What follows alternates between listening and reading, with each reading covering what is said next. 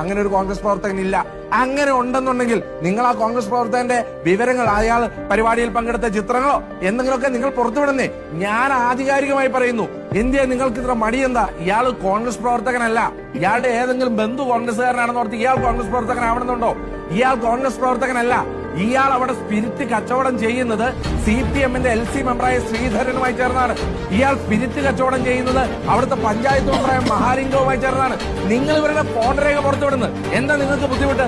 Excise വകുപ്പ്, customs and excise വകുപ്പ് അവരുടെ നിയമങ്ങൾ അനുസരിച്ചാണ് ചെയ്യേണ്ടത് എന്നുണ്ടെങ്കിൽ ആ KPM ഏജൻസിയിലെ CCTV ദൃശ്യം പോലീസ് പുറത്തുവിടുന്നതിന് മുമ്പ് CPM എങ്ങനെയാണ് പുറത്തുവിട്ടത്? CPM-ന് എന്ത് നിയമപ്രകാരമുള്ള എന്ത് കപ്പാസിറ്റി ഉണ്ട് ആ CCTV ദൃശ്യം പുറത്തുവിടാൻ? ആ CCTV ദൃശ്യം പുറത്തു വന്നുകൊണ്ട് ഞങ്ങൾക്ക് ഉപകാരമാണ് ഉണ്ടായത്. അതുകൊണ്ട് നന്ദിയുണ്ട്. ആ കാര്യത്തിൽ CCTV പുറത്തു വന്നതിൽ ഞങ്ങൾക്ക് തടസ്സമൊന്നുമില്ല. പക്ഷേ ഈ വിഷയത്തിലും ആ ആത്മാർത്ഥത ഒന്ന് കാണിക്കും സാർ. ഈ മുരളിയുടെ ഫോൺ രേഖ പുറത്തുവിടും. ഈ മുരളിയുടെ ലാസ്റ്റ് ഒരാഴ്ചത്തെ ബാങ്ക് ട്രാൻസാക്ഷൻ പുറത്തുവിടൂ. അപ്പേ അറിയാം സാർ ആരാണ് ഈ സ്പിരിറ്റ് കൊണ്ടുവന്നതെന്ന്. ഈ സ്പിരിറ്റിന്റെ കറയിരിക്കുന്നത് CPM-ന്റെ തലയ്ക്കാണ്.